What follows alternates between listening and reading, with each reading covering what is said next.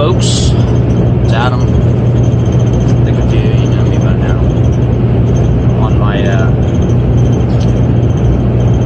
semi-regular commute down through the northwest Arkansas corridor, and I'm in the River Valley now.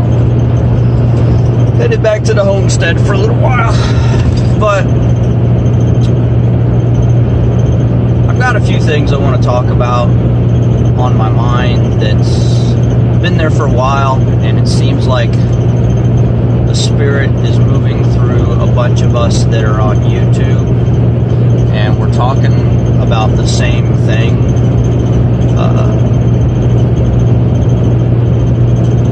Just a lot of the concepts. I'm finding that a lot of my friends are coming up and putting out videos about things I've had on my mind for a few weeks now. I've been meaning to make videos on. So, with that said, that's telling me that we're all on the same page and we're not even talking to each other, so that means something to me. I want to talk about Squid and Bear. They talked about standard operating procedures. Somebody had asked a question about that in the event of a family emergency, be it a local disaster or just simple family emergency or a SHTF. And what I'm talking about is under stress, you're going to forget stuff. If any of you ever have rushed out the door to head to work real fast, or rushed out the door for whatever, forgot to pick up the kids, I don't know. My daughter's 26, so it's been a while. You know that feeling like, oh crap, I left this at the house or left that. Well, imagine you have all your stuff that you planned on bugging out with, or if the hurricane's coming, throwing in the vehicle and taking to grandma's house in another state over, and you forgot half of it. So, this is my suggestion. This is what I do, and this is totally independent of, totally dependent on your situation and what you need. Okay, let's slow down. I have a list, a checklist, that stays on my refrigerator of items that are already prepackaged in totes and stuff that need to be loaded in the vehicle in case of an emergency. And this list is also broken down into, my wife is going to grab these items and do these things. I am going to grab these items and do these things. And we are going to load them in this vehicle. That's as simple as I can put it. Now, you can go one step further and have a secondary list. Let's say your primary list is, there is a regional event.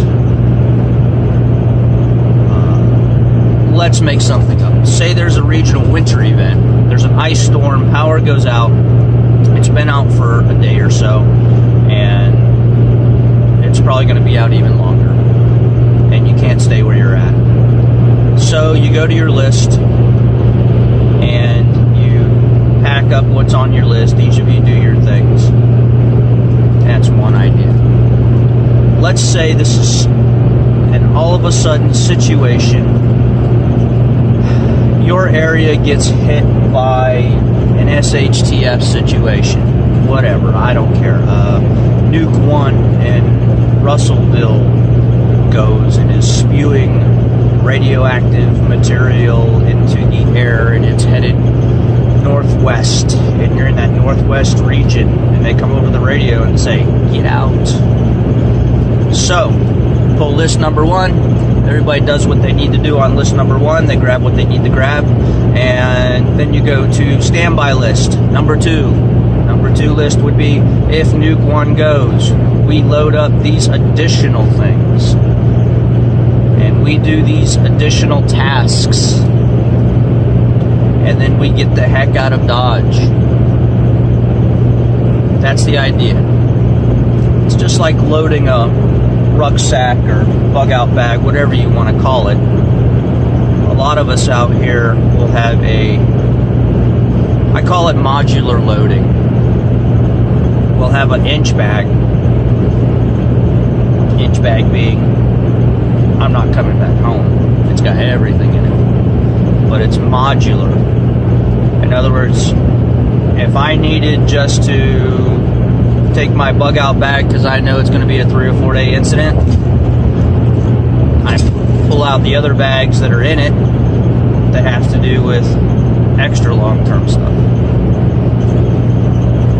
So here we are going off on a tangent. It's early, sorry guys. Let's get back to the point.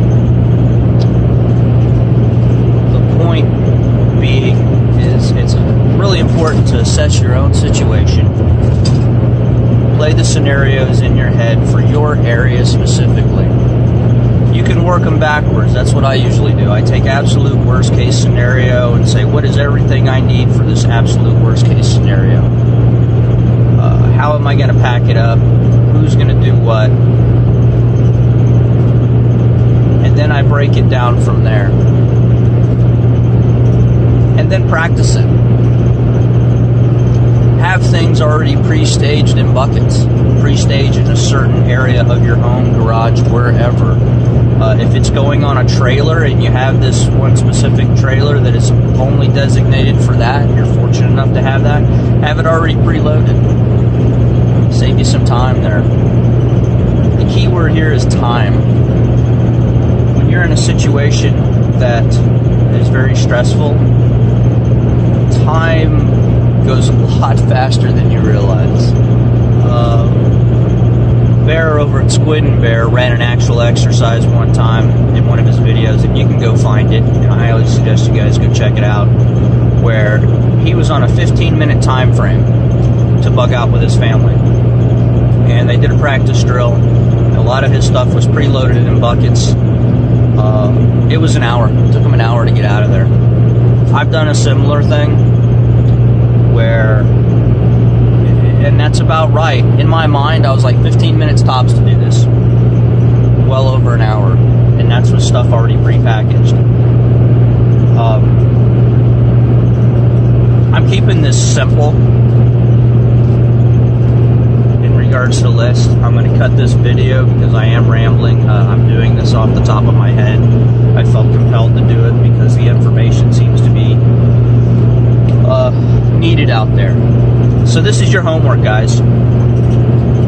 Sit down, assess your situation, play through the disasters that you think will realistically happen. Start there. Don't go all SHTF crazy into the world stuff first. Make it simple. I live in this area. These are the threats that I face. If you're in Arkansas, it could be tornadoes, ice storms,